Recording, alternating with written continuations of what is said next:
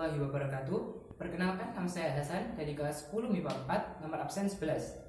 Saya dari SMA Negeri 1 Pasuruan. Di sini saya akan menjelaskan mengenai dakwah Rasulullah selama di Mekah. Selamat menyaksikan.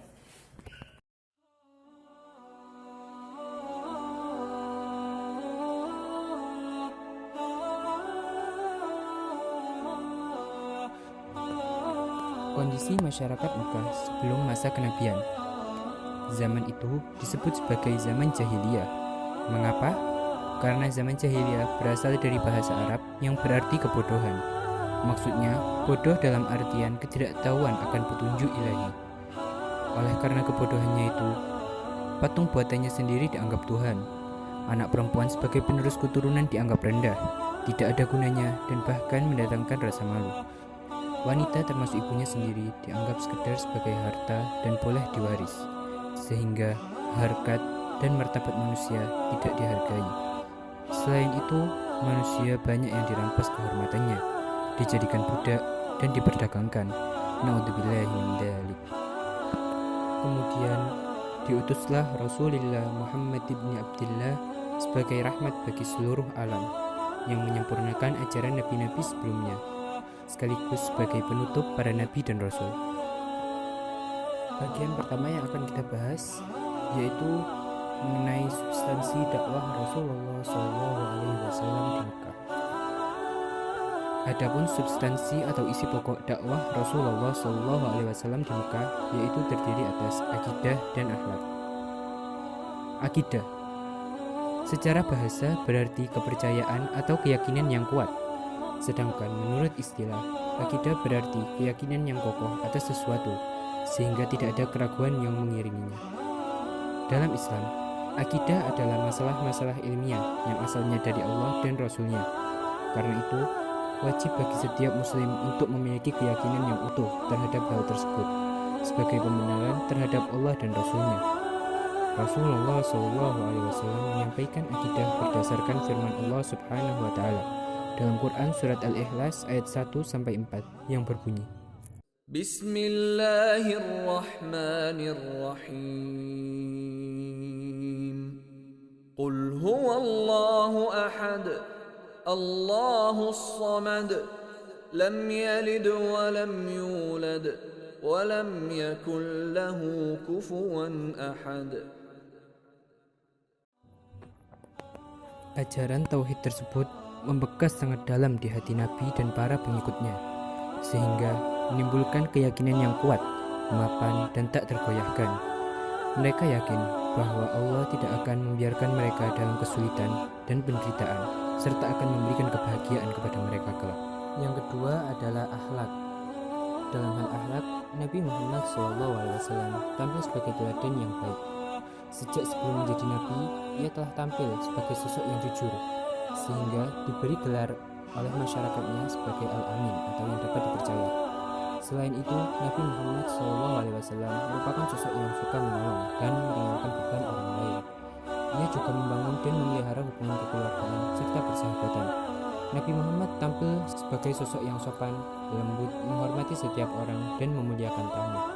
Selain itu, Nabi Muhammad SAW juga tampil sebagai sosok yang berani dalam membela kebenaran, teguh pendirian, dan tekun dalam beribadah. Nabi Muhammad SAW mengajak agar sikap dan perilaku yang tidak terpuji yang dilakukan oleh masyarakat Arab seperti berjudi, meminum minuman keras, berzina, membunuh, dan kebiasaan buruk lainnya untuk ditinggalkan. Selain itu, Nabi Muhammad sendiri juga pernah bersabda bahwa beliau diutus untuk menyempurnakan akhlak, sebagaimana tercantum dalam hadis dari Abu Hurairah radhiyallahu anhu. Rasulullah SAW bersabda, Innama bu'istu liutammima makarimal akhlak. Artinya, sesungguhnya aku diutus hanya untuk menyempurnakan kesalehan akhlak. Hadis riwayat Al-Baihaqi. Berikutnya masuk ke dalam bagian kedua yang menjelaskan mengenai strategi Rasulullah SAW dalam melakukan dakwahnya di Mekah. Dalam menyampaikan dakwahnya di Mekah, Rasulullah menjalankan dua strategi. Yang pertama, berdakwah secara sembunyi-sembunyi. Menurut sejarawan Muslim Arab Ibn Ishaq, selama 3 tahun pertama dakwahnya, beliau melakukan secara sembunyi-sembunyi.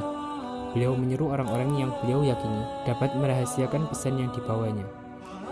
Beliau sering berdakwah di rumah sahabat beliau, yaitu sahabat Arkam bin Abil Arkam. Dari dakwahnya, beliau memperoleh beberapa pengikut yang percaya pada dakwah beliau dan beriman pada Allah dan Rasul-Nya. Dan golongan ini disebut sebagai As-Sabiqun al-Awwalun. Pada bagian ketiga ini akan dijelaskan mengenai reaksi penduduk Mekah ketika mendengarkan dakwah dari Rasulullah SAW. Alasan penduduk menerima ajaran Nabi SAW. Mereka yakin bahwa semua yang disampaikan Nabi SAW berdasarkan wahyu dari Allah Subhanahu wa Ta'ala. Yang kedua, keteladanan Nabi Muhammad SAW dalam kesehariannya. Alasan yang ketiga, ajaran yang dibawa beliau bersifat rasional. Dan yang keempat, dalam melakukan syiarnya, beliau tidak menggunakan kekerasan. Sedangkan alasan penduduk yang menentang ajaran Nabi SAW, yaitu yang pertama, mereka khawatir Tuhan mereka tidak akan disembah oleh masyarakat Mekah. Yang kedua, ajaran yang disampaikan Rasulullah bertentangan dengan ajaran yang mereka lakukan selama ini. Dan yang ketiga, mereka takut akan kehilangan kekuasaan. Sedangkan yang berpura-pura menerima ajaran Nabi SAW atau yang disebut sebagai orang munafik, yaitu yang pertama ingin menghancurkan Islam dari dalam, dan yang kedua ingin merebut kekuasaan Nabi SAW. Pada bagian keempat sekaligus bagian terakhir dari penjelasan ini akan dijelaskan mengenai nilai dan pengajaran yang dapat kita ambil dari dakwah yang dilakukan Rasulullah SAW di Mekah. Nilai dan pengajaran yang dapat dipetik dari dakwah Rasulullah SAW yang pertama yaitu selalu bertakwa dengan selalu menjalankan perintah Allah dan menjauhi larangannya. Yang kedua yaitu berakhlak baik sesuai dengan yang diajarkan Rasulullah SAW. Kita harus selalu menjaga perkataan, tata krama dimanapun dan kapanpun kita berada.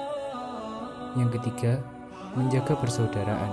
Janganlah mudah terpecah belah, terutama saudara seagama, karena Rasulullah pernah bersabda bahwa sesama muslim ibarat satu tubuh. Jadi apabila ada yang merasakan sakit, maka yang lainnya juga akan merasakan hal yang sama. Dan yang keempat, yaitu berani menegakkan kebenaran.